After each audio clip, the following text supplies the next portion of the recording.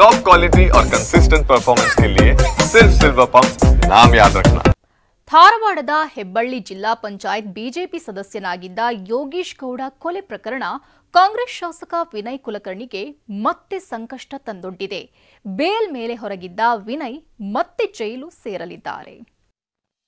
Vinay Kulkarni bale ರದ್ದು, ಮತ್ತೆ ಜೈಲು fix.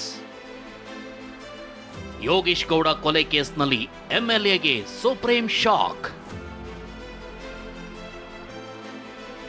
BJP ಮುಖಂಡ ಜಿಲ್ಲಾ ಪಂಚಾಯತ್ ಸದಸ್ಯನಾಗಿದ್ದ ಯೋಗೀಶ್ ಗೌಡ ಕೊಲೆ ಪ್ರಕರಣದಲ್ಲಿ ಜಾಮೀನಿನ ಮೇಲೆ ಹೊರಗಿರುವ ಧಾರವಾಡ ನಗರ ಕ್ಷೇತ್ರದ ಕಾಂಗ್ರೆಸ್ ಶಾಸಕ ವಿನಯ್ ಕುಲಕರ್ಣಿಗೆ ಮತ್ತೆ ಸಂಕಷ್ಟ ಎದುರಾಗಿದೆ. ವಿನಯ್ ಕುಲಕರ್ಣಿ ಜಾಮೀನು ರದ್ದು ಕೋರಿ ಸಿಬಿಐ ಸಲ್ಲಿಸಿದ ಮನವಿ ಪುರಸ್ಕರಿಸಿದ ಸುಪ್ರೀಂ ಕೋರ್ಟ್ ಜಾಮೀನು ರದ್ದುಗೊಳಿಸಿ ಆದೇಶ ಹೊರಡಿಸಿದೆ.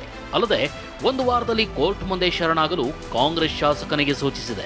ಈ ಮೂಲಕ ಧಾರವಾಡ ಕ್ಷೇತ್ರದ ಕಾಂಗ್ರೆಸ್ ಶಾಸಕ ವಿನಯ್ ಕುಲಕರ್ಣಿ ಮತ್ತೆ ಜೈಲು ಪಾಲಾಗುವ ಸಾಧ್ಯತೆ ಇದೆ.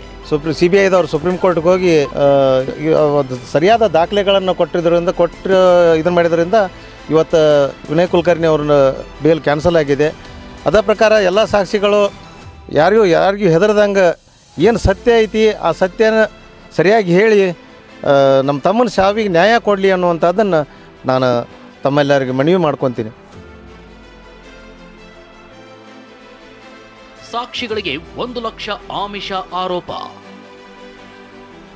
ಸಿಬಿಐ ಅರ್ಜಿ ಪರಿಗಣಿಸಿದ ಸುಪ್ರೀಂ ಕೋರ್ಟ್. ಧಾರವಾಡ ಬಿಜೆಪಿ ಮುಖಂಡ ಯೋಗೀಶ್ ಗೌಡ ಹತ್ಯೆ ಕೇಸ್ನಲ್ಲಿ ಬಂಧಿತರಾಗಿದ್ದ ವಿನಯ್ ಕುಲಕರ್ಣಿಗೆ 2021 ಆಗಸ್ಟ್ 11ರಂದು ಸುಪ್ರೀಂ ಕೋರ್ಟ್ ಜಾಮೀನು ನೀಡಿತು. ಆದರೆ ಈ ಜಾಮೀನು ಪ್ರಶ್ನಿಸಿ ಸಿಬಿಐ ಸುಪ್ರೀಂಗೆ ಅರ್ಜಿ ಸಲ್ಲಿಸಿತು. ಸಾಕ್ಷಿಗಳಿಗೆ 1 ಲಕ್ಷ ರೂಪಾಯಿ ಹಣದ ಆಮಿಷ ಒಡ್ಡಿರೋದ್ರಿಂದ ಜಾಮೀನು ರದ್ದುಗೊಳಿಸುವಂತೆ ಮನವಿ ಮಾಡಿತು. ಇದೀಗ ಸಿಬಿಐ ಅರ್ಜಿಯನ್ನು ಪರಿಗಣಿಸಿದ ಸುಪ್ರೀಂ ಕೋರ್ಟ್ ವಿನಯ್ ಕುಲಕರ್ಣಿಗೆ ನೀಡಿದ ಜಾಮೀನು ರದ್ದುಗೊಳಿಸಿ ಆದೇಶಿಸಿದೆ. ಸಾಕ್ಷಿಗಳ ಮೇಲೆ ಒತ್ತಡ ಹಾಕಬಾರದು, ಸಾಕ್ಷಿ ನಾಶ ಆಗಬಾರದು ಅನ್ನುವಂಥ ಒಂದೇ ಒಂದು ಕಾರಣಕ್ಕಾಗಿ ಇವ್ರಿಗೆ ಬೇಲ್ ಕೊಟ್ಟಿದ್ರು. ಇವರು ಹೊರಗಡೆ ಬಂದ ಮೇಲೆ ಅದೇ ಕೆಲಸ ಮಾಡ್ತಾ ಇದ್ದಾರೆ. ಈ ಸಾಕ್ಷಿಗಳ ಮೇಲೆ ಒತ್ತಡ ಹಾಕ್ತಿದ್ದಾರೆ, ಸಾಕ್ಷಿ ನಾಶ ಮಾಡ್ತಾ ಇದ್ದಾರೆ. ಸಿಬಿಐದವರು ಯಾರು ಸಿಬಿಐಗೆ ಬಂದು ಮತ್ತೊಬ್ಬ ಸಾಕ್ಷಿ ಬಂದು ಏನು ದೂರು ಕೊಟ್ಟಿದ್ದಾನೆ, ನನಗೆ ಹಣ ಕೊಡಕ್ಕೆ ಬಂದಿದ್ದಾರೆ, ಹಣ ಕೊಡ್ತಾ ಇದ್ದಾರೆ ಅಂತೇಳಿ ಅದು ಟ್ರ್ಯಾಪ್ ಆಗಿದೆ ಅನ್ನುವಂಥದ್ದು ಮಾಹಿತಿ ನಮಗಿತ್ತು.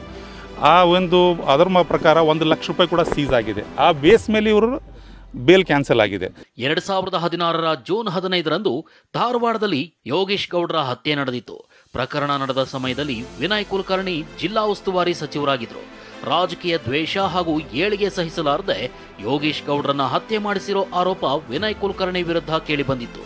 ಸಿಬಿಐ ತನಿಖೆಯಲ್ಲಿ ಇದು ಸಾಬೀತಾಗಿದ್ದರಿಂದ ವಿನಯ್ ಕುಲಕರ್ಣಿ ಅಪರಾಧಿ ಸ್ಥಾನದಲ್ಲಿ ನಿಂತಿದ್ದಾರೆ.